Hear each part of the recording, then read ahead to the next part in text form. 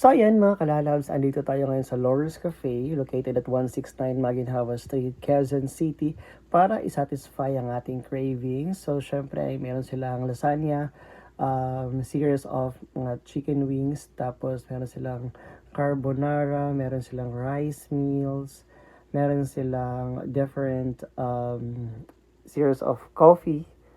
Hindi ko alam kung tama sabi ko.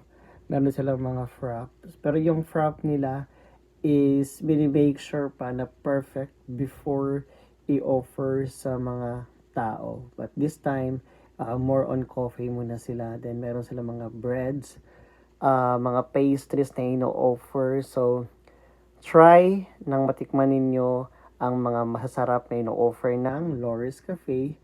Meron ka ng bagong tambayan habang nag-chill with your friends. Thank you.